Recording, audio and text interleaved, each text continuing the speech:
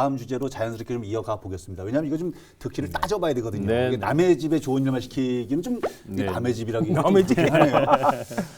행정수도 세종 이전 득일까 실일까 이 부분입니다. 충북에서 봤을 때 정말 득이 될까 실이 될까 이 부분도 좀 따져봐야 되지 않나요? 저는 개인적으로 엄청난 득이 될 것 같아요. 엄청난 득이다.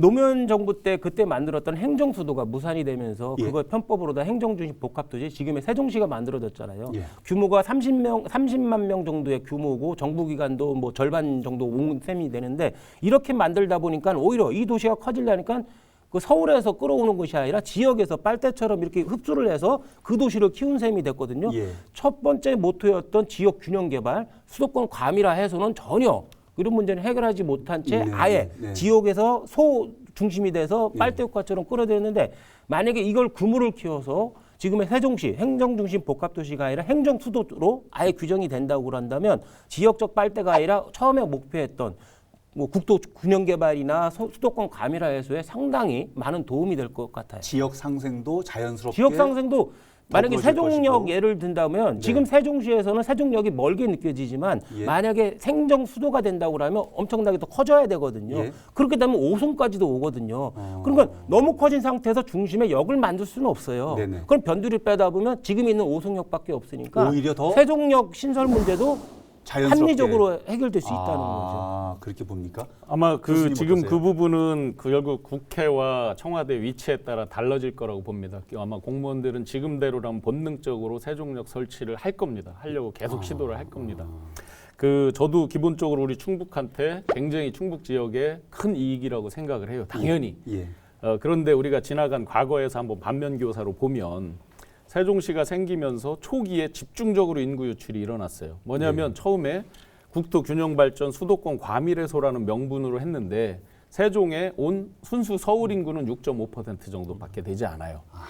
충청권 인구가 60% 이상 갔어요. 아하. 즉 빨대 효과로 우리가 다 갔다는 거죠. 예. 두 번째로 부동산 집값에 있어서 세종시가 먼저 선제적으로 치고 가면서 굉장히 사람들 심리적으로 상대적 박탈감이 많았어요. 네. 그게 올해 들어서 조금 청주가 이제 올라오면서 좀 반짝하는가 했는데 조정지역으로 바로 묶여버렸어요. 또 묶여버리고. 예. 그래서 그랬고 지금 행정수도 이전 논의가 딱 나오면서 세종이 기록적으로 세종시 생긴 이후에 한 달 만에 3%가 오르는 최고 기록을 기록했어요. 지금 현재.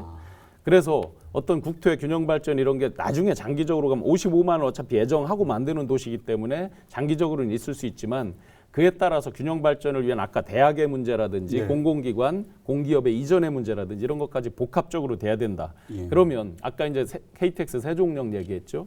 충북에 궁극적으로 또 이득이 되려면 가장 많이 우리가 거론하는 게 뭡니까? 청주공항의 관문공항이죠. 네. 그러면 우리 청주공항도 결국 교통이잖아요. 지금은 예. 오송에서 충북선 갈아타든지 아니면 이제 도로로 따라서 오창에서 새로 뚫린 도로로 이렇게 가야 되는데 직접적으로 다이렉트로 한 10분, 15분 정도 연결할 수 있는 GTX, 광역 철도 이런 것들이 같이 논의가 돼야 된다.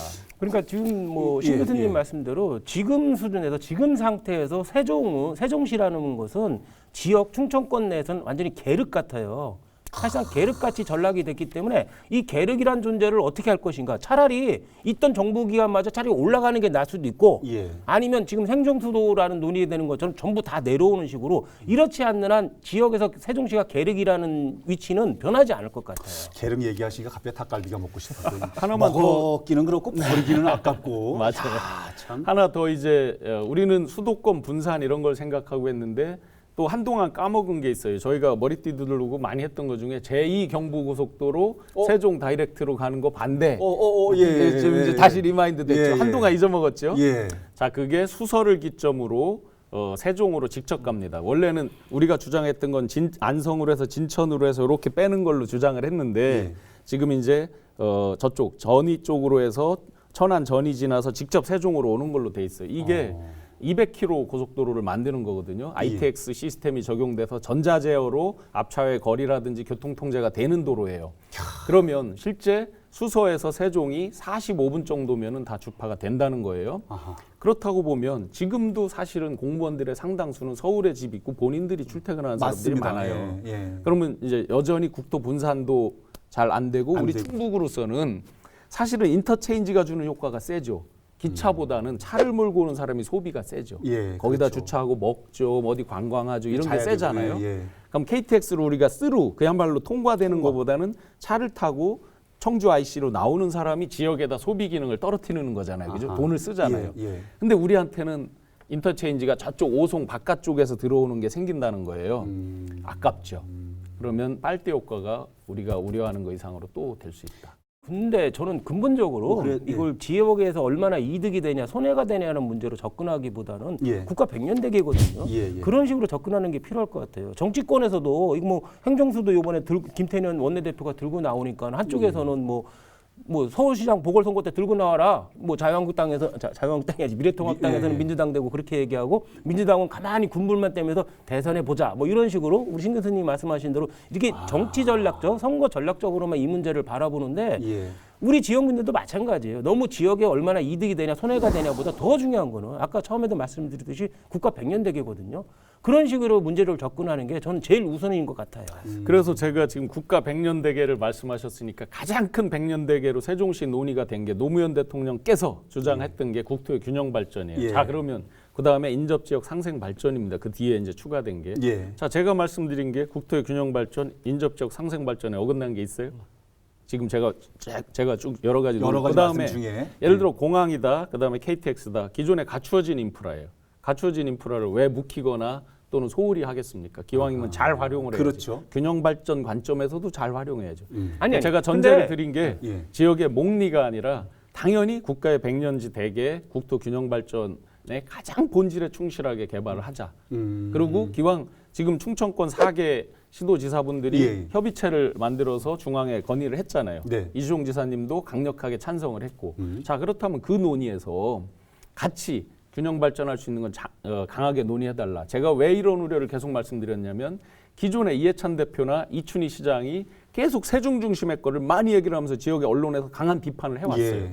그게 너무 강했기 때문에 기왕이면 인접 지역에서 다 이렇게 협의체를 만들어서 하는 거니까 저희도 그 본래 목적 균형 발전에 맞게 충실하게 논의를 새롭게 해달라. 제가 만약에 세종 시민이라고 한다면 예. 세종시가 30만 도시에 이제 끝나버렸잖아요. 아예 행정수도 처음 얘기하다 편법으로다가 세종시로 이제 전락을 해버린 건데 그런 상태에서는 지금 다 서로 엮여 있는 것 같아요. 예를 들어 오송역도 지금 침체돼 있고 뭐 청주항도 못 살리고 세종역 신설 주장이 나오고 뭐 이런 문제 있잖아요. 지지부진하게 예. 서로 물리고 물린 문제들이 이것이 행정수도 문제가 아니라 행정수가 되지 못했기 때문에 문제가 된 것 같아요. 행정수가 딱 되면은 자연스럽게 해소가 될 달라질 수 거다. 있다. 자연스럽게 다 해결되지는 않지만 이렇게 서로 지체되고 서로 반대하고 서로 대립하는 부분이 많은 부분이 해소가 될 수 있죠. 그 지금 제가 계속 우려하는 포인트 중에 하나만 예를 들어 볼게요. 뭐 D1간지에 보시면 지금 국회 세종의 위치가 어디가 유력하게 예정돼 있다 하고 세종 호수공원을 지목하고 있어요. 호수공원 바로 옆에를 예. 정남향으로 호수를 바라보는 그 자리를 딱 지목을 이미 언론에서 하고 있어요. 그 뜻은 뭐겠어요? 이미 그러면 국회가 거기로 만약에 진짜 가게 된다면 아마 세종역 논의도 당연히 더 활발하게 될 거고 오송역 기능이 뭐 그렇게 지금에서 별다른 차이가 없을 겁니다. 자, 이런 논의, 이런 얘기가 벌써 새어나온다는 게 굉장히 우려스럽죠. 세종 타운 한복판 호수공원 바로 옆에다 국회를 놓고 그럼 바로 옆에 행정부 있다. 그럼 세종 집중이잖아요. 예. 그래서 이런 측면에서 제가 우려를 하는 거고 기왕이면 균형 발전의 신수도권 벨트라는 개념으로 골고루 딱 해서 진짜 기존에 있는 인프라를 잘 해달라 이런 개념입니다. 그 다음에 하나만 더 추가드리면 예. 세종도 진짜 발전하려면 도시가 발전하는데 가장 큰 기능은 정주 여건이죠, 그죠? 예. 정주 여건이 갖춰지려면 교육과 일자리가 있어야 됩니다. 맞습니다. 근데 일자리는 다 사무직만 있을 수가 없어요.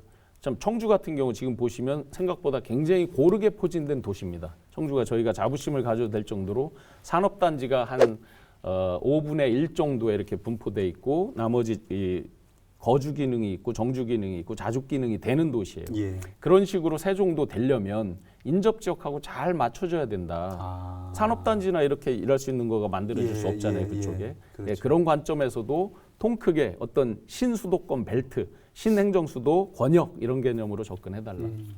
주변에서 이렇게 보면요, 뭐 저 친구들끼리 뭐 또 선후배들끼리 막걸리도 이렇게 한잔 하고 요새 비가 좀 많이 와가지고 또 이렇게 자리를 하다 보면 이런 얘기들 안주 삼아 많이 얘기들 하시거든요.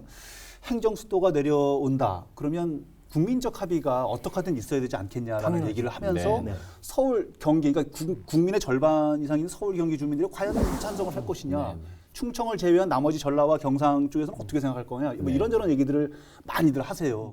정확히 수도가 이전하려면 2003년도 행정수도 특별법이 2004년 헌재에서 이제 8대1로 일종의 위헌 판결을 받았던 예, 게 관습법이거든요. 예. 수도가 서울이라는 건 국민들이 몇백 년 동안 머릿속에 박혀 있는 관습법이다. 네. 이런 부분이었는데 그렇다면 그 논란을 잠재우려면 저는 궁극적으로 국민투표를 해야 된다고 봅니다.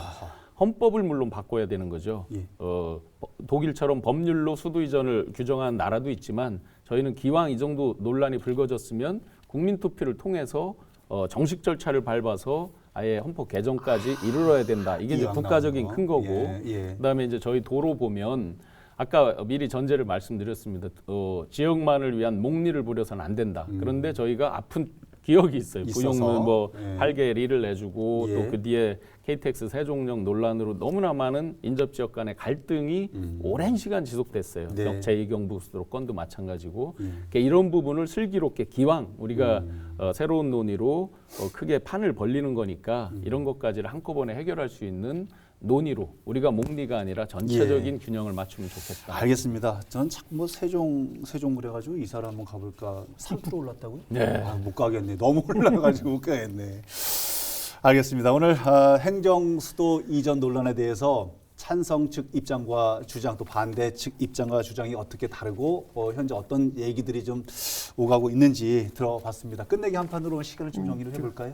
변호사님. 아까도 뭐 계속 말씀드렸지만 행정수도 문제를 정치권에서는 뭐 당장 임박한 이제 서울시장 보궐선거나 아니면 좀 더 뒤에 이제 대선에 서로 유리하냐 불리하냐 예. 부동산 실패에 대한 책임 면피용이냐 아니냐 뭐 이렇게 이제 접근하는 자체가 저는 문제인 것 같고 아하. 우리 충북도민이나 서울 시민들도 마찬가지예요. 이 문제를 자신들한테 얼마나 이득이 되냐 이렇게 접근하면 안 되는 것 같아요. 오로지 국가의 100년, 1000년을 좌우할 수 있는 그런 문제라는 생각을 갖고 접근하는 게 맞는 것 같아서 예. 오직 하나의 신념으로 오직 하나의 신념으로 다른 마음으로 싫다, 접근하지 싫어. 않는 단단 부탁. 와. 오직 하나의 신념으로다가 다른 마음 없이 국가라는 문제를 생각해서 국가 100년 대계라고 생각해서 이 문제를 접근하면 맞지 않나 싶어요. 정치권이건 시민들이건 다. 단단하게 해야 되겠네. 단단. 밧줄로 꽁꽁. 자, 알겠습니다. 예, 예, 교수님. 저는 이게 뭐 국토 개발에 있어서 쓰는 말은 아니지만 화이부동 동의불화해서 우리가 우리 지역의 목리만 부리는 게 아니라 다 같이 어떤 균형 발전 또 인접 지역 상생 발전 개념으로 넓게 마음의 문을 열고 같이 할 수 있는 그래서 행정수도 권역도 발달하고 또 전체적으로 보면 수도권 과밀화도 해소하고 부산, 광주에 있는 분들도 쉽게 접근할 수 있는 이런 묘안을 다 같이 양보하는 마음으로 냈으면 하는 바람입니다. 화이부동. 야, 진짜 엄청 오랜만에 또 이거 어디서 찾으셨어요? 좋은 말씀을. 아, 정말 귀에 쏙쏙 와닿는 끝내기 한판. 이것도 좋은 말이에요. 왜 저기 아, 저 밧줄로 꽁꽁 노래했잖아요. 알겠습니다. 아, 잘 되겠죠? 네. 잘 되겠죠. 모든 국민들이 염원하는 부분도 또 있는 만큼 잘 되리라 믿습니다. 자, 오늘 방송은 어떻게 보셨습니까? 다음 주에는 또 어떤 주제로 라이벌의 불거 토크가 펼쳐지게 될지 기대해 주시기 바랍니다. 다음 주에도 한판 합시다. 리얼토크 한판!